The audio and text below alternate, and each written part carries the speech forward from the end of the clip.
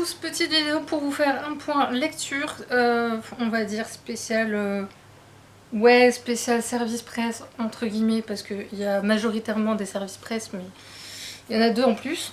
On va commencer par le chroniqueur de la tour 1527-1529.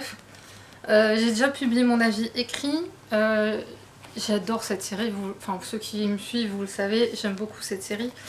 Là j'ai été bêta lectrice pour lui, il me l'a demandé, j'étais un peu étonnée, je me sentais pas forcément légitime, mais bon, j'ai dit on va tenter l'expérience, on verra. Honnêtement, on lit pas du tout un livre en tant que correctrice, si je peux dire ça, on va dire comme ça, que en tant que lectrice normale. Je trouve que c'est pas vrai du tout la même sensation. Et par contre, alors je sais pas si c'est lié du tout, je saurais pas vous dire. Mais je trouve que, alors déjà au niveau du travail éditorial, ça c'est la version définitive, hein, je vous le dis. Déjà on a des illustrations en plus, ce qu'on n'avait pas sur les tomes précédents.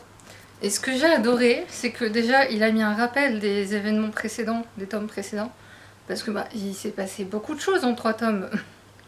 Et après il y a les rappels des personnages et de qui ils sont, pour qui, dans quel pays. C'est hyper bien fait, c'est très détaillé. Donc ceux qui n'ont pas envie de se refaire les tomes précédents, c'est très bien. Moi j'en avais parlé parce que j'adore l'histoire, mais je retiens pas grand chose. Et alors, ce qui m'a très étonnée, c'est qu'au moment où je l'ai lu en bêta lectrice, je lisais un autre livre auto-édité, mais celui-là était bourré de fautes. Et quand je dis bourré de fautes, c'était insupportable. Et à côté, je lisais du coup, donc c'est des épreuves, on va dire, le manuscrit de ce monsieur, qui lui avait pris la peine quand même de tout recorriger avant de m'envoyer le manuscrit. Je le remercie infiniment au passage pour ça.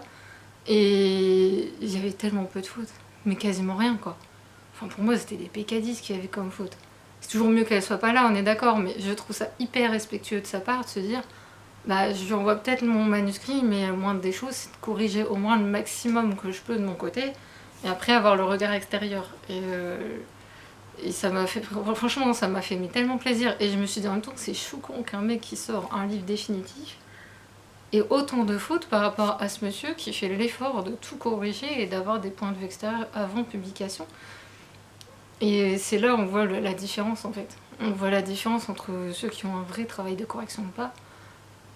Et en plus je trouve que dans ce tome là, il prend une ampleur différente par rapport au tome précédent.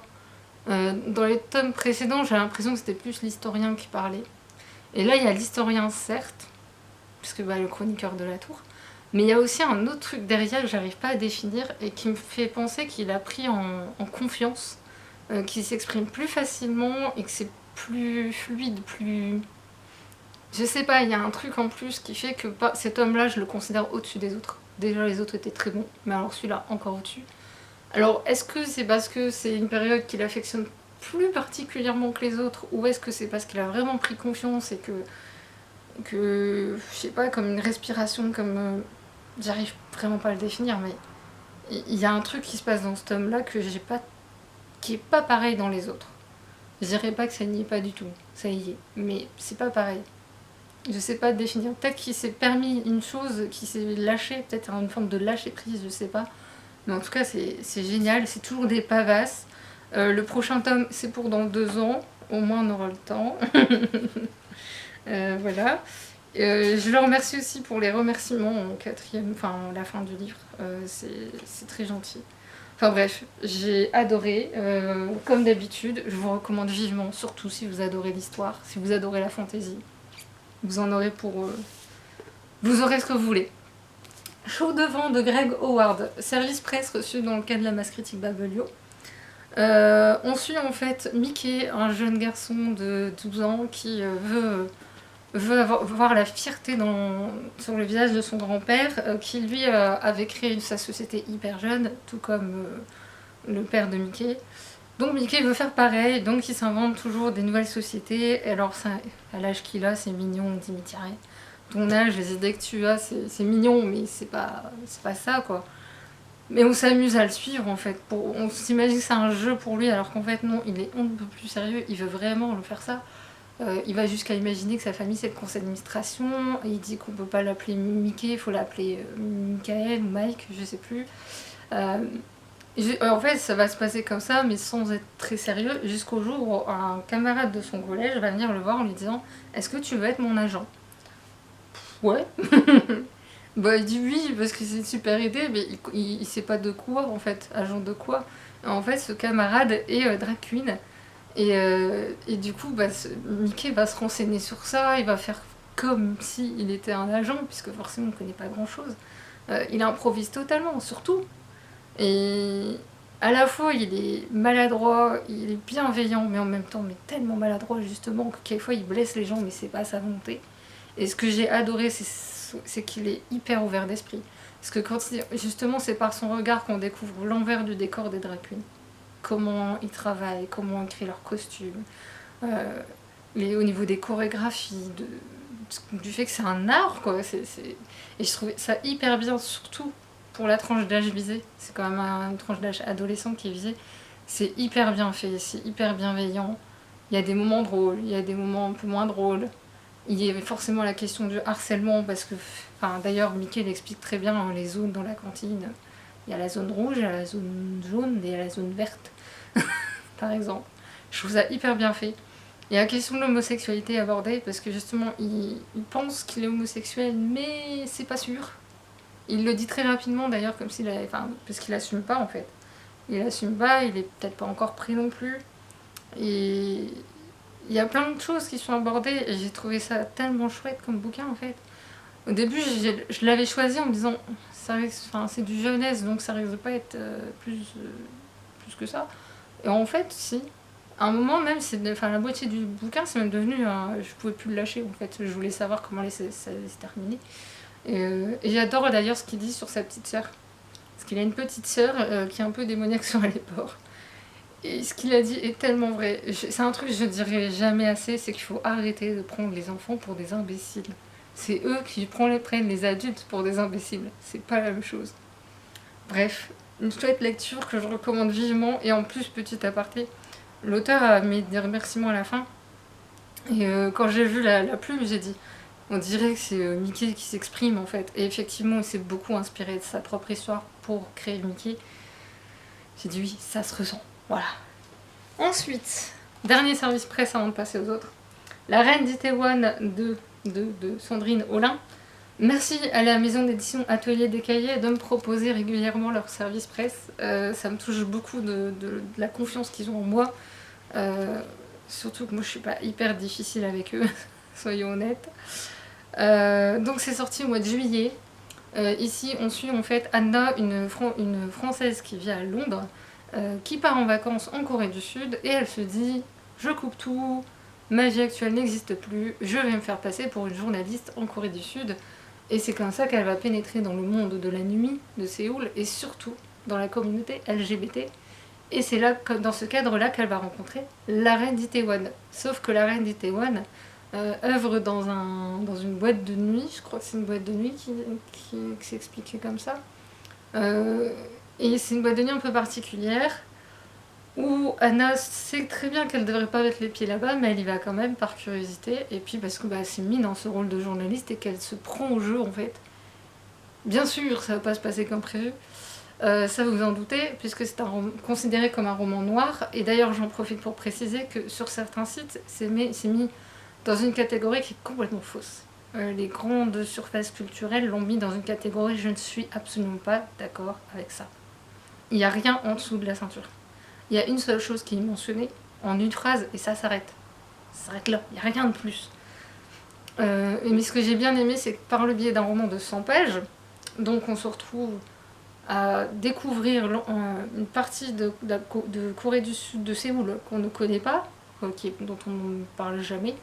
On nous parle de la discrimination, pas seulement de la communauté LGBT, mais aussi des réfugiés nord-coréens, mais aussi d'autres communautés afro, par exemple, afro-coréennes, que des trucs comme ça, des choses comme ça, et je trouve que c'est hyper bien fait, c'est direct, ça passe pas par quatre chemins.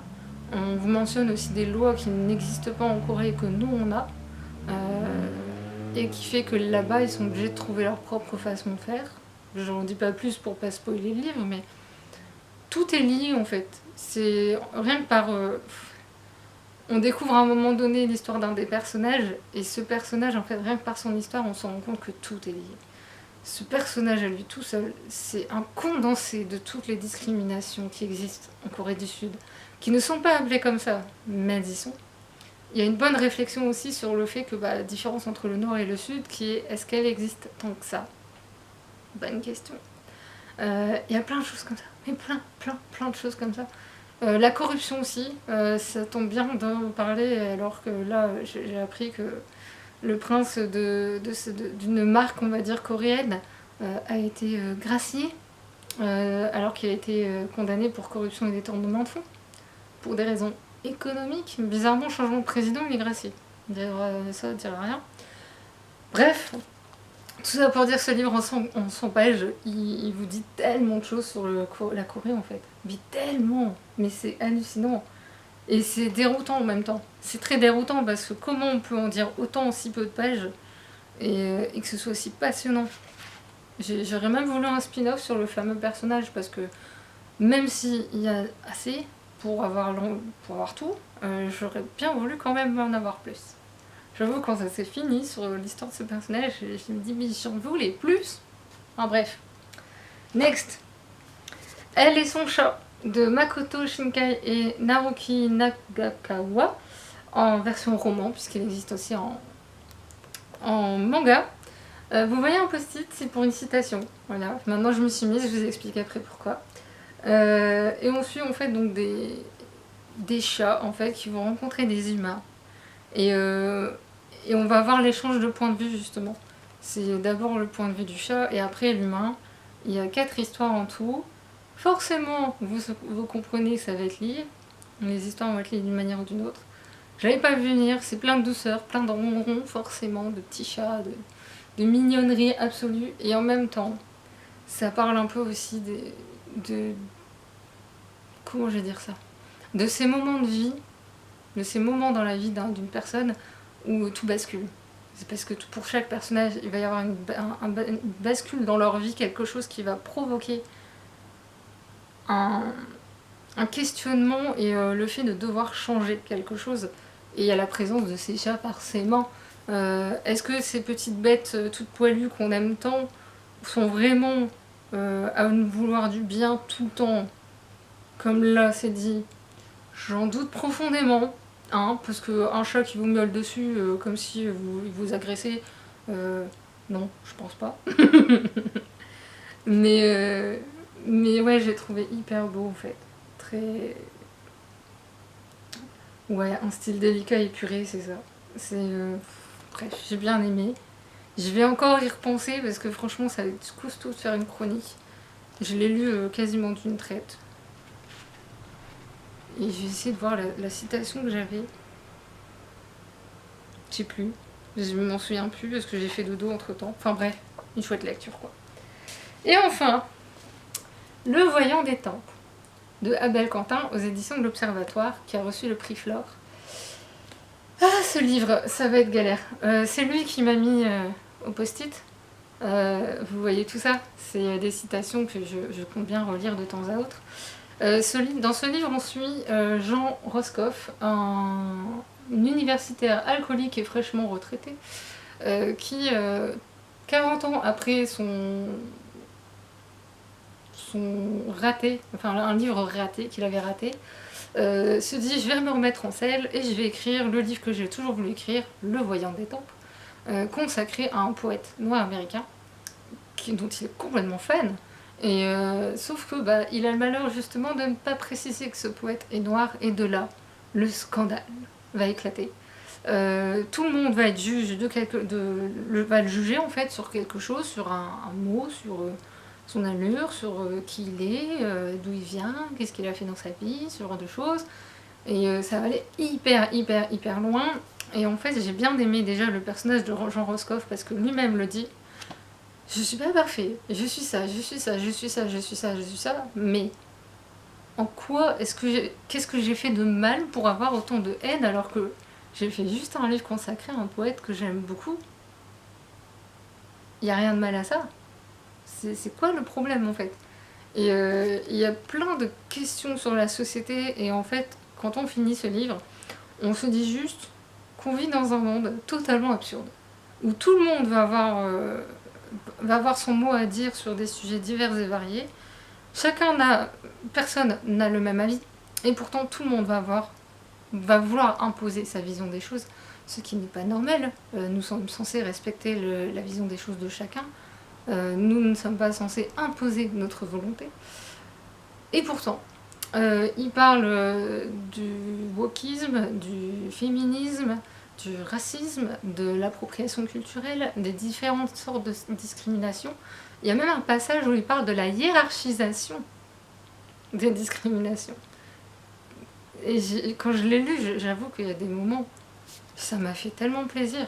Moi, la première phrase qui m'a percutée, et c'est parfaitement par rapport à mon vécu récent, en tout cas, ça m'a fait tellement du bien de lire ça. Le monde appartenait aux menteurs et aux artificieux. Le lent labeur, le recueillement, la précision, toutes ces qualités étaient devenues des vertus d'un autre temps.